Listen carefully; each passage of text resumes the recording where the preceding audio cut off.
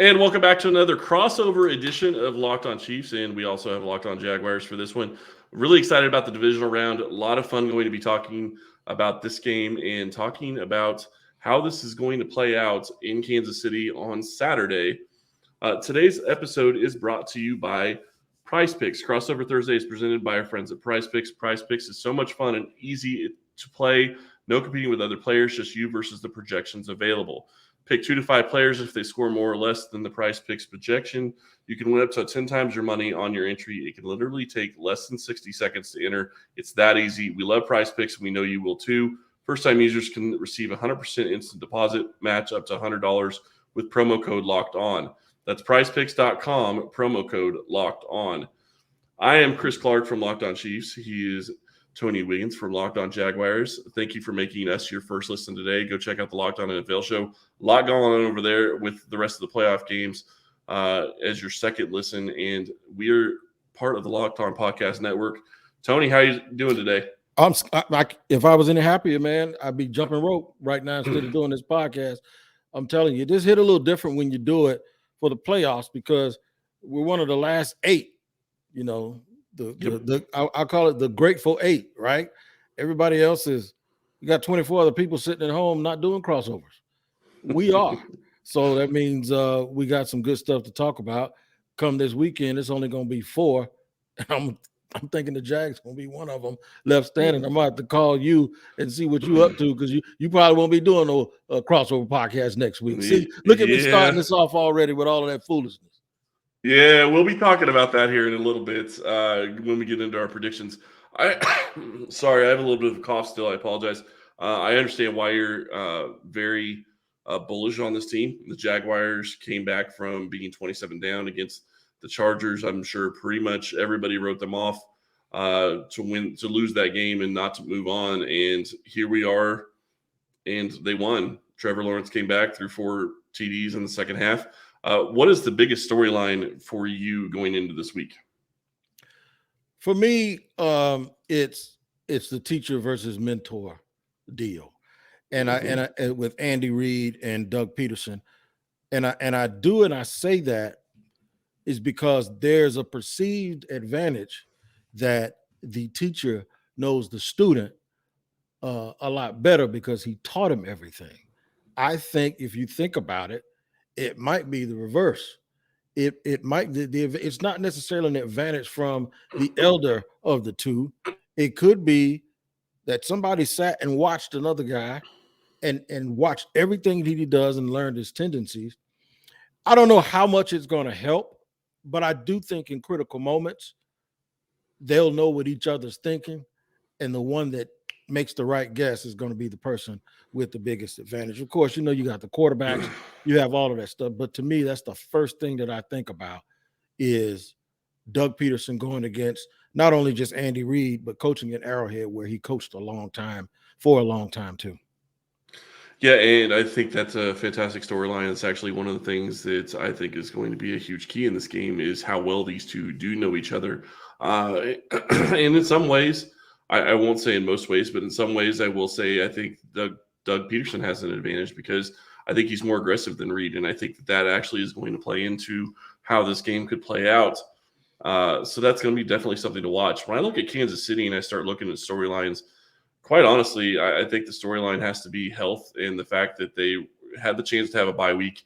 It sounds like McCole Hardman's probably not going to play this week, but I would guess if Frank Clark is going to play on Saturday. He's been limited the past 2 days, but I do expect that he's probably going to play. Maybe they're going to get Clyde Edwards-Helaire back. Maybe they're going to get Jody Fortson back from IR. They both return to practice this week, so something to watch there. But I think Kansas City's health and really focus going into this postseason.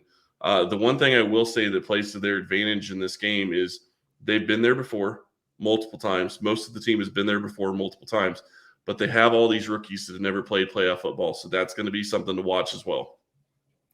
Absolutely. And being there before and understanding the emotion is a clear advantage, and it does help you. And also playing at home. So when things do get a little fishy, I can imagine that playing at home also means that there's enough comfort where you can look around and you're in a bit of a friendly environment. To flip that around with the Jaguars, it's actually worked in their favor. That their inexperience has worked in their favor. I think the Because they don't inexperience. know. You said again. Because they don't know. They Don't don't know. know what they don't know. You don't know what you don't know. I've been talking about it this entire time, and just I don't want to be a broken record, but I call it the kid at the amusement park. He'll get on every roller coaster because he has no idea he's supposed to be afraid. But me, I won't even go near an amusement park because of fear that somebody's going to force me to get on a roller coaster. So the thing is that's the best advantage or the advantage that you can try to, if you're Jacksonville, kind of flip it. And you've seen their inexperience. You saw their inexperience in the closeout game against the Titans where they didn't play well, but they won. And there's a lesson in that too. And then last week, every single thing that could possibly go wrong for them went wrong. They had 5 turnovers in the first half, 4 interceptions. You're never supposed to win a game like that. So when you do, the first thing that you take in as a lesson is this: if we can win when we not only don't play well, if we can win when we play doggishly poor, we can win if we just clean some things up and trust who we are. So I think that part is seriously intriguing for me, and I can't wait to see how it turns out. Not to throw any shade at your team, but it does help that they were playing Brandon Staley and the Chargers. Just going to say that. Yeah, but you know what I thought about? That same Brandon Staley and the Chargers seems to give y'all a bit of a headache every time y'all play them. They do. Divisional Right. games are always tough for Kansas City, and Right. the big thing is he's missing players. I mean, he's missed players. He put players in harm's way going into that game. So a lot of questions there. Surprised they're keeping him in Los Angeles, but we're here to talk about this Jags Chiefs team or Jags and Chiefs game. When you look at this, I have to ask one question before we go to break. Do you think it was smart for Trevor Lawrence to come out in media and say that he doesn't think Arrowhead's going to be much louder than it was last Saturday? I don't think I don't necessarily think it's dumb. Every time somebody does or says something like that, I just go, why? What did you gain from it? And that's where I was coming from. Yeah. And what you gained from it, was it worth it? Was it worth the bulletin board material? I just think maybe the kid is going to take the approach the way Magic Johnson used to say. Magic said they love going on the road, even though back in the day, I know I'm dating my age here, but back in the day, the greatest show on turf, there'd be superstars and Jack Nicholson and everybody on the sitting courtside. But Magic said he loved going on the road because he loved the energy from that crowd and he loved shutting them up. So maybe what Trevor is saying, he's trying to. It was very, very loud in the stadium though, but they've been in Arrowhead. I don't know if they've been in Arrowhead during a playoff game. They haven't. The other thing is, my concern with Arrowhead is the mysterious malfunctioning of the visiting headsets. That's my problem, and we know that has been a problem in the past. So hopefully that doesn't happen this weekend. Yeah, I definitely hope that doesn't weekend. And when we get back, we're going to get into our key matchups and what we think is going to play huge parts in this game. But I want to tell you about our friends over at BetOnline. BetOnline.net is your number one source for sports betting info, stats, news, and analysis. Get the latest odds and trends for every professional and amateur league out there. From pro football to basketball and World Cup, we've got it all covered at BetOnline.net. If you love sports podcasts, you can even find those on BetOnline as well. We're always the fastest and easiest way to get your betting info. Head to the website today or use your mobile device to learn more. BetOnline, where the game starts. And as I said at the very start of this show, you need to go check out Locked On NFL. They're doing a fantastic job covering the playoffs. There's going to be a lot of information coming out about all the games this weekend. So be sure to go check out Locked On NFL. All right, Tony, let's get into it. Let's get into the interesting part. I want to say one thing really quick. This isn't really a matchup necessarily, but one of the things that's going to be intriguing to me is to see how the refs play or how the refs call this game. Because I thought that was one of the things that really played to Jacksonville's disadvantage early on in the Chargers game was they were letting everybody play. They were letting DBs get very handsy. If they do that against the Chiefs are going to love it. Yeah, I thought that was a big early issue for the Jaguars. And I thought the Jaguars players made it worse by anticipating it and constantly complaining to the refs. At some point, it seems as if, and I don't know if this occurred, and I didn't go to the press conferences this week because they always happen when I had something going on. But I wanted to ask Doug Peterson at some point, did he tell them, look, they're going to call it the way they call it. You got to just be able to deal with it, right? Yeah. I mean, if you're walking through a path barefoot and there's broken glass everywhere, and you still got to keep walking, don't keep stopping complaining about the broken glass. At some point, we know that. Keep going, So it appears that at some point they grew up and got tougher and said, "Look, all right, if that's how you want to run the show, here's what we're gonna do. We're just gonna play through it, and we're gonna play through the contact." And I think for me, it took a while for the Jaguar players to adjust to it, and then to stop complaining about it and to use most of their energy playing the game the way that it was supposed to be. So yeah, it's going to be extremely interesting to see how they call that. It's going to be interesting to me how they call when you get close to the quarterback, because both of these guys warrant a little bit of special consideration from the officials, and they both extend plays. So are we going to see the referees hold the whistle back when these guys get close to contact and maybe someone's there just a half a second too late? Yeah, it's going to be intriguing to see. I will say one of the biggest matchups in my mind in this game is going to be the Chiefs defensive line versus the Jags O line. And I say that because last time these two teams played, Lawrence was sacked 5 times. If you give up 5 sacks against this Chiefs defense this time around, that's probably not going to be in your favor, would be my guess. Yeah, you're right. You're right. But the Jags showed you last week that they can overcome any statistical advantage that in the past has shown That's you true. that if this happens, you're not supposed to. They have been doing this all year. 17 points down to the Raiders, 17 down to the Cowboys, down 10-0 early to Tennessee, and down 27-0 to the Chargers. And none of those teams aren't anything to shake a stick at. I mean, Oakland didn't win. I mean, the Vegas didn't win a lot of games, but they're a tough team to play. So, Right. only one time this year did the Jaguars have a game where they just kind of walked away and said, you know what, that we need to forget about that one. And that was at Detroit. They played early this year, and the Jaguars made a boatload of mistakes when they were scoring touchdowns. You remember the touchdown when they scored earlier this year? They were on the 4-yard line, and Cam Robinson got an illegal man downfield. And it drove all of us crazy here, because in order to get a legal man downfield, ineligible man downfield, you got to be 5 yards downfield, right? Why is an offensive lineman 5 yards downfield from the 4-yard line? Why are you blocking somebody a yard in the end zone? So my thing is, it was crazy stuff like that took a touchdown off the board, and the Jaguars had to go for a field goal. The Jags played pretty well and only lost by 10 in Arrowhead. I think the Chiefs scored one late. But that game, in my opinion, when you watched it, was a little bit closer. It was a lot closer than the score would indicate that it really, really was. One of the things that I want to watch out for, though, are the Jaguars going to be patient with the run? I think you have to run the ball against the Chiefs. Travis Etienne had over 100 yards last week on 20 carries. If you can stay in the game with them and run the ball and make them a little bit impatient on offense. I used to call the Chiefs the football version of the Golden State Warriors. Like, you have them down by 10 and you look up 2 minutes later and they're up by 15. Well, I think losing Tyreek Hill, I don't think they're as quick to score as they used to be. But I still think they're extremely dangerous, because you pay so much attention to Travis Kelce, and then some guys you never heard of all of a sudden start catching touchdowns. So I do think that there's something to the Jaguars running the ball and being extremely patient, and forcing and just keep getting first downs and forcing Mahomes to sit on the sideline. And the question I have on that is, do they continue if something happens that Kansas City gets up 10 points, 14 points, do you think that they have the patience to be able to stick with the run? I do. And I'll say this, there's one caveat to that. A part of their running isn't handing the ball off. Some of their running is misdirection, reverses, laterals, and then extremely quick passes out to all of the receivers and the tight ends.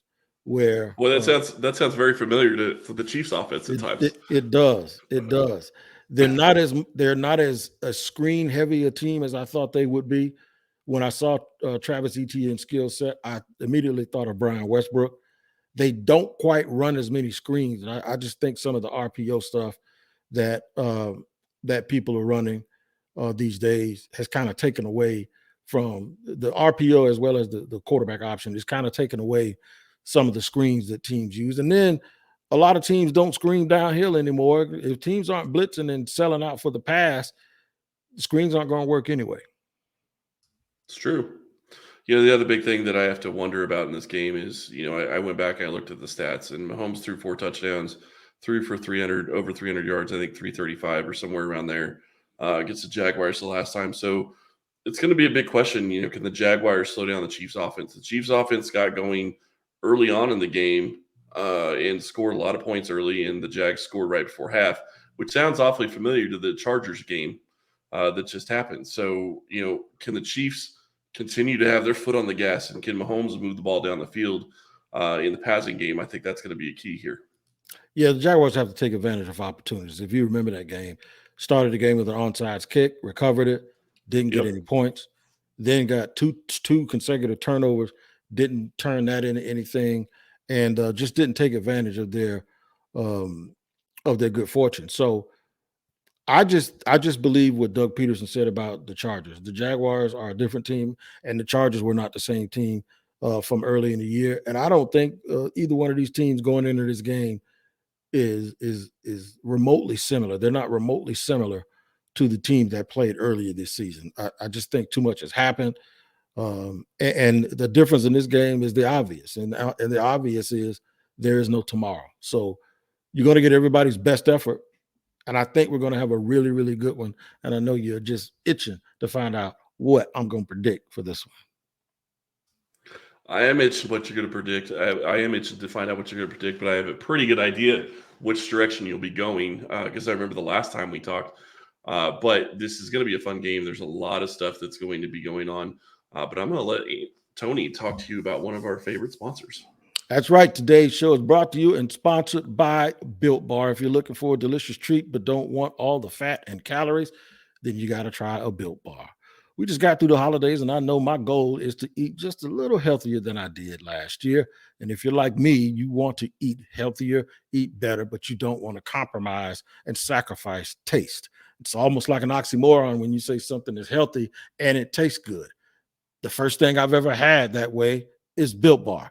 Built Bar has the macros that prove that it is absolutely good for you because it only has 130 calories with just 4 grams of sugar, but a whopping 17 grams of protein. And one thing I like about my sweets is texture. It has just the right texture. It doesn't leave a bunch of chalky madness all on your hands. It is well packaged, well put together.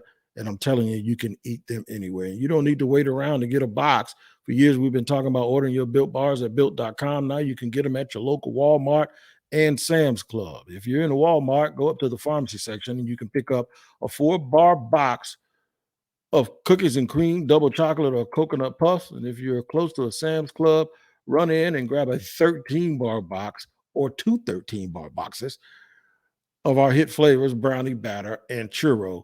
You can thank me later. Make sure you try out Built Bar and get that in. Make sure you get them because they go quickly. You're right. They really do go quickly. I will defer to you on this and let you talk about your prediction and what you see going on in this game. All right. So we got people that do predictions. Some of them pick the Jaguars to lose all the time because it has now become superstitious that if they choose them to lose, shout out to Maurice Jones-Drew, they're going to win. Some folks root and pick just for their fan base. I host the Jaguars podcast. It would make sense that I would pick the Jaguars to win. But I don't do any of that stuff, man, because I really don't try to curry favor from people. I just try to give people straight with no chaser. So my prediction is what I actually think is going to happen.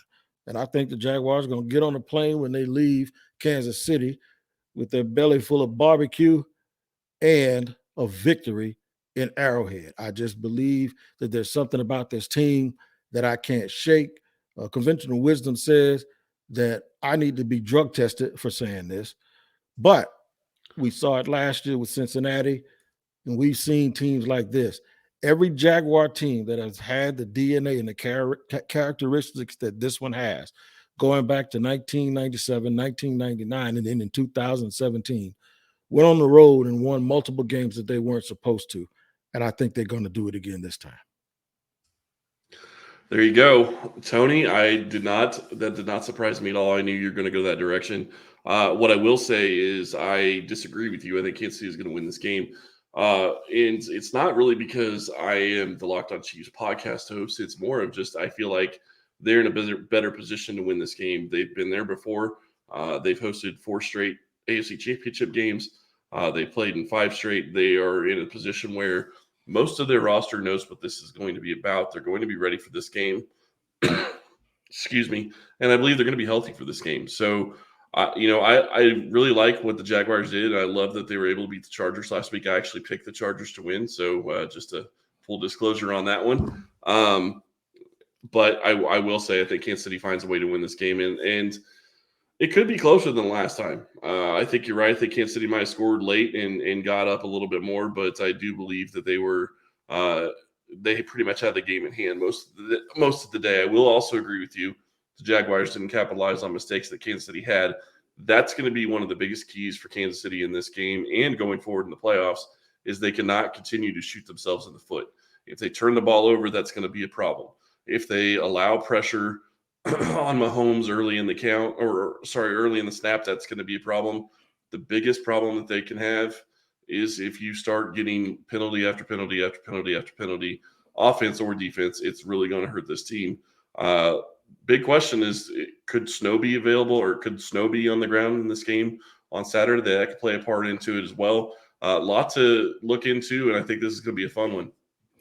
I do too. So just to make sure that we wrap all of this up and take a look at everything we discussed here. We're talking about the biggest stories: Andy Reid and his student Doug Peterson, the officials, how they're going to call the game is going to be a big deal. The defensive line of the Chiefs, can they disrupt Trevor Lawrence? What are the refs going to do when these guys start getting close to the quarterbacks?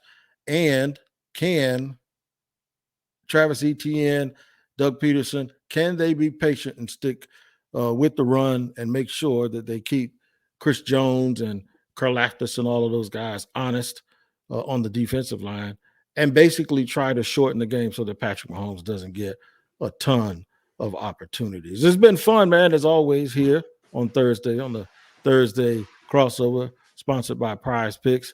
And let's just say we play around and joke around about who we think is going to win and smack talk and all of that. But the bottom line is we're one of 8. We're the grateful 8 that are still alive. And I know, make sure these guys travel well. And I know y'all going to treat our fans. We got some fans coming up there, treat them with the best hospitality, as you guys always do. Yeah, and I know Chiefs fans will. I do think that it's going to be a raucous crowd, and I think they're going to be very excited for this game. And I really always enjoy these crossover episodes. Enjoy talking about this stuff with you, and getting into the nitty gritty.